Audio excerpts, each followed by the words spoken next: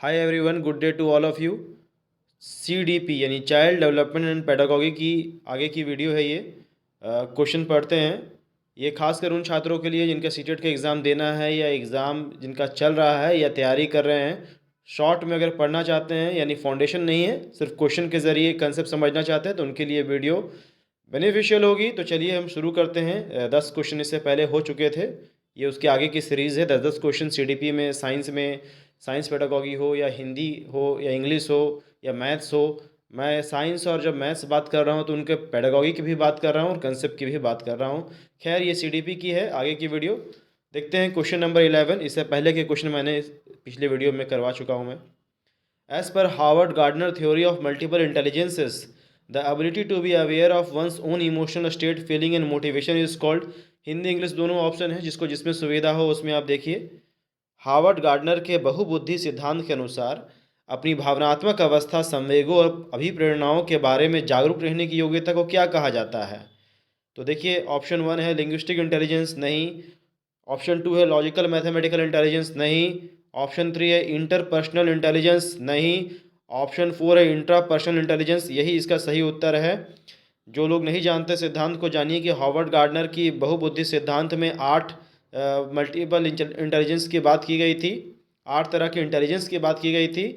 तो उसमें से चौथा जो है इंट्रापर्सनल इंटेलिजेंस। देखिए, नाम से ही आपको स्पष्ट हो जाएगा, ज़्यादा इसमें दिमाग लगाने की ज़रूरत नहीं है।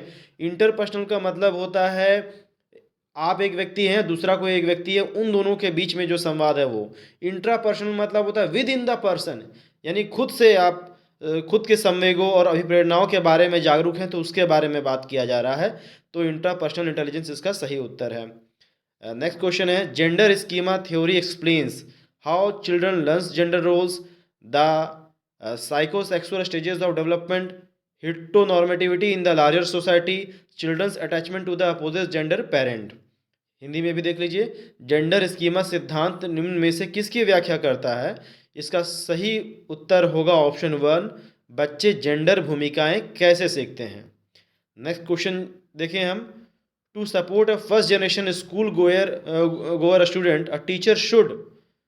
क्वेश्चन ऑप्शन 1 है ask the student to take private paid tuition by the teacher. 2. Frequently send him back to home during school hours to study on his own. Third option है plan activities with respectful consideration of a socio cultural background. और 4 है send him to a special school. मैं तेज तेज पढ़ रहा हूँ क्योंकि देखिए आपके पास तो आपको तो दिख ही रहा है ऑप्शन है, आप वीडियो पॉज करके भी देख सकते हैं। हिंदी में देखिए, अपनी पीढ़ी में पहली बार विद्यालय जाकर पढ़ने वाले विद्यार्थियों का समर्थन करने के लिए एक अध्यापिका को क्या करनी चाहिए?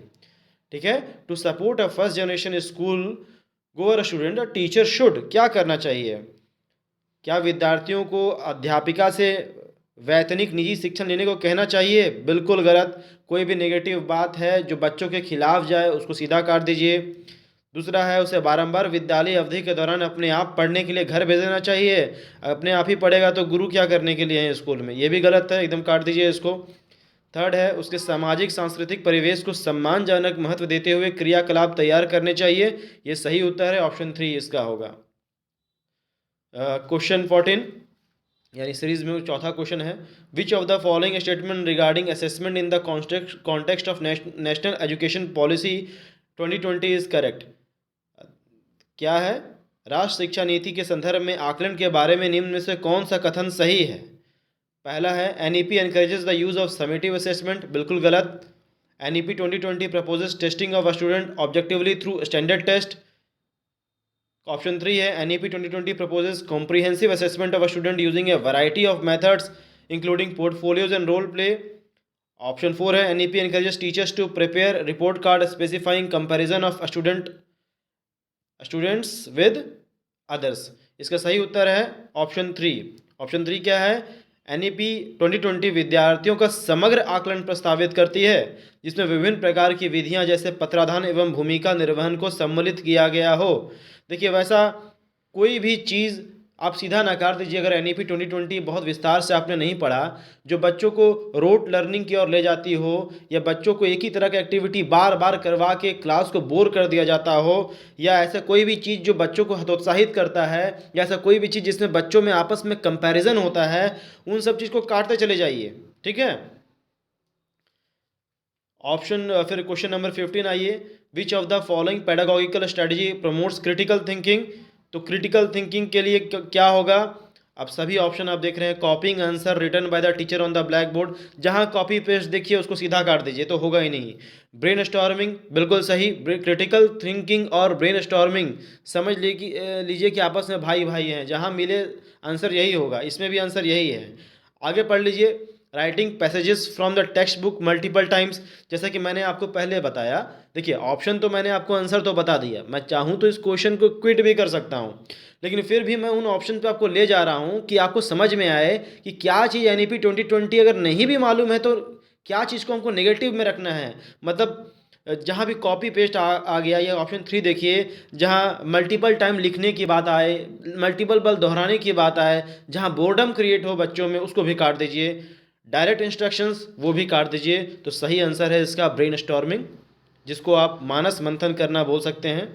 Question number 16, which of the following is not a characteristics of a student with giftedness. मतलब कि निम्न में से कौन सा लक्षण प्रतिभाशाली विद्यार्थी में नहीं होता? पहला है अर्ज फॉर प्रेसाइजन, ये तो होता है, तो प्रेसाइजन चाहता है वो। स्लो एब्जॉर्प्शन ऑफ इंफॉर्मेशन, एक तरफ हम कहेंगे कि प्रतिभाशाली है और कहेंगे कि वो एब्जॉर्ब भी स्लो कर रहा है, नहीं, ऑप्शन 2 ही इसमें नहीं होगा। ठीक है, मतलब इसका आंसर ऑप्शन 2 होगा, not a characteristics of a student with giftedness होगा। ठीक है, और आगे है रैपिड कॉम्प्रिहेंशन ऑफ टेक्स्ट, ये तो होगा ही होगा। और स्ट्रॉन्ग सेंस ऑफ क्यूरियोसिटी, प्रतिभाशाली बच्चे में ये भी होगा। क्या नहीं होगा? स्लो एब्जॉर्प्शन ऑफ इंफॉर्मेशन नहीं होगा, जो कि इस क्वेश्चन का आंसर होगा। ठीक है, समझ गए ना? Which of the following principle is advocated by right of person with disability act 2016। आपको पता है कि RPWD एक्ट जो है उसमें 21 तरह के डिसेबिलिटीज़ का चर्चा है। तो इसमें बोल रहा है कि दिव्यांगजन अधिकार अधिनियम 2016 में निम्न में से किस सिद्धांत को पक्ष पोषित करता है? Segregation, labelling, inclusion, integration. सीधा आंसर आप इसका इंक्लूजन मान लीजिए, समावेशी करना। देखिए एक बात याद रखिए कि इंक्लूजन या समावेश का मतलब केवल यही नहीं है कि जो दिव्यांग पर्सन है उन्हीं को समावेश करे। ये कंसेप्ट बहुत ब्रॉड है, वैसे बच्चों के लिए भी है जिनका स्कूल छूट गया किसी कारणवश से, पढ़ाई से दूर हो गए, यानी कोई भी बच्चे जो मेन स्ट्रीम से हट करके फ्रिंज में कहीं जी रहे हैं और पढ़ाई लिखाई से दूर हैं, उन सभी को शामिल करना है। RPWD को तो शामिल, PWD कैंडिडेट्स को तो शामिल करना ही करना है। इंक्लूजन एक अपने आप में ब्रॉड सेंस है। मैं सिर्फ ये बता रहा हूँ कि इंक्लूजन को सिर्फ और सिर्फ केवल और केवल PWD कैंडिडेट से जोड़कर ही ना देखें। ठीक है, आगे बढ़ते हैं। Question number 18, inclusive education proposes that we should modify the dash the to include the dash. मतलब क्या कहेगा? Inclusive education propose that we should modify the system. पहला ऑप्शन देखिए, सिस्टम, हमको सिस्टम को मॉडिफाई करना है, the to include the learner, ताकि अधिगमकर्ता को इंक्लूड कर सकें। यही ऑप्शन इसका सही है। ठीक है, ऑप्शन 2 है सोसाइटी स्कूल करिकुलम, ये नहीं होगा। लर्नर सिस्टम, ये तो उसका रिवर्स हो गया। स्कूल करिकुलम कंपटीशन नहीं होगा, इसका सही आंसर है ऑप्शन 1। लेकिन हिंदी में देखिए, समावेशी शिक्षा यह प्रतिपादित करती है कि हमें डैश दुरुस्त करने के लिए डैश को बदलना चाहिए। लेकिन हिंदी के हिसाब से अगर ऑप्शन 1 अगर इसमें आप आंसर लगाइएगा तो गलत हो जाएगा कि समावेशी शिक्षा यह प्रतिपादित करती है कि हमें तंत्र प्रणाली दुरुस्त करने के लिए अधिगमकर्ता को बदलना चाहिए। नहीं, इस क्वेश्चन में जो आपका अनुवाद किया गया है उस वजह से इसका ऑप्शन रिवर्स हो जा रहा है। तो इस हिसाब से अगर हिंदी को पढ़ के चल रहे हैं क्वेश्चन नंबर 18 में, तो आपका उत्तर होगा समावेशी शिक्षा यह प्रतिपादित करती है कि हमें अधिगमकर्ता दुरुस्त करने के लिए तंत्र प्रणाली को बदलना चाहिए। और इंग्लिश में पढ़िएगा तो inclusive education proposes that we should modify the system the to include the learner. ठीक है, और यहाँ दुरुस्त करने के लिए नहीं, समावेश करने के लिए होना चाहिए, क्योंकि इंक्लूजन का तो वही मतलब हुआ। ठीक है, देखिए सीटेट दिसंबर 2021 और जनवरी 2022 में कई ऐसे प्रश्न थे, मैथमेटिक्स में भी ऐसे प्रश्न थे जिसमें हिंदी का अनुवाद कुछ कहता था, इंग्लिश का अनुवाद कुछ कहता था, जिस वजह से ऑप्शन भी रिवर्स हो जाता था। अब समझ गए मेन पैटर्न क्या है? हमें इसमें यही देखना है कि सिस्टम को हमको मॉडिफाई करने की ज़रूरत है ताकि लर्नर को हम उसमें इंक्लूड कर सकें। जाहिर सी बात है कि सिस्टम को तो मॉडिफाई करना पड़ता है ना, तभी तो आप NEP 2020 में आ गए। हर बार न्यू एजुकेशन पॉलिसी तो बना रहे हैं ना। Question number 19, a condition characterised by difficulty in memorising number sequence, comparing any two or more numbers and connecting number concept to symbolic form is referred to as dysphoria, dyscalculia, dyslexia, dyspraxia। इसका सही उत्तर होगा dyscalculia.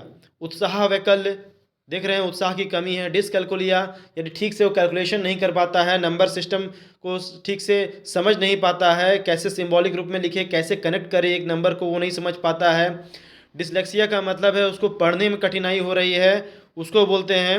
और dyspraxia का मतलब होता है कि practical चीज़ें जिसमें ग्रॉस मोटर स्किल और फाइन मोटर स्किल्स शामिल होती हैं, उनमें अगर उसको दिक्कत हो रहा है, यानी अपने गति को ठीक से करने में उसको दिक्कत हो रहा है। जैसे मानते हैं ना कि एथलीट होता है या डांसर होता है, कितने बढ़िया तरीके से अपने शरीर को मैनेज कर पाते हैं, तो डिस्प्रैक्सिया में एक व्यक्ति शारीरिक रूप से ज़्यादा गतिमान नहीं रह पाता है।